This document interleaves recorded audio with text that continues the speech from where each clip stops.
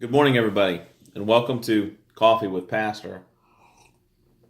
I was contemplating Mark 9, verse 38 through 40 this morning as I was doing my reading. Jesus in this passage, this very short passage, brings about a great message and a deep message on unity to his disciples. He was conversing with them about an argument they were having along the road, and in it, he's trying to teach them a great lesson on not being the only ones in the world that are about Jesus' mission. And I want to read this exchange to you, and it says this starting in verse 38, Mark 9, verse 38.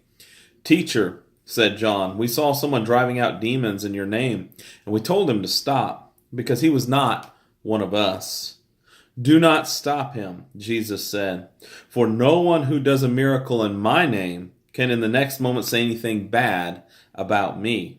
For whoever is not against us is for us.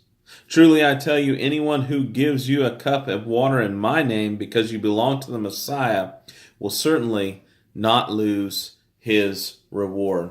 What a great lesson on unity. His disciples, and thinking they were this closed group, this special group of people, the only ones who could do what Jesus was commanding people to do. And in this, we see that there are other people with faith, people that were out there driving out demons in Jesus' name. And Jesus says, don't stop them, for they are part of us. They are one of us. For whoever is not against us is for us. What a great message for us today.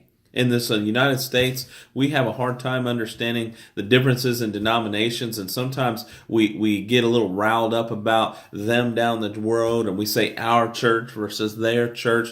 But aren't we just one church? Aren't we just one church? Do you just come to establish different churches? Or just the one church which we all belong, who profess his name? Because in the end, that's really what it comes down to. We may not agree on everything, but if we agree on the profession of faith that Jesus Christ is the Lord, that he did come down from heaven, he was born of Mary, he lived a perfect life upon this earth, that he died on the cross for my sins, that he was risen on the third day, and that he now sits at the right hand of God. And if we profess Jesus is Lord, doesn't grace do the rest? Doesn't grace save us by that faith and that profession of what we believe?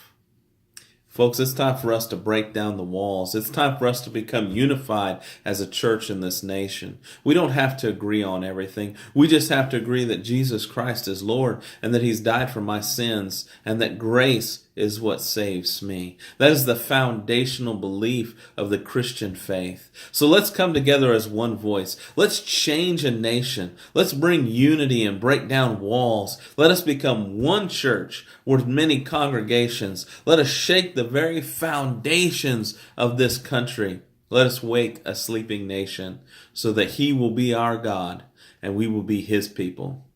God bless you, and thank you for joining me for a little coffee this morning.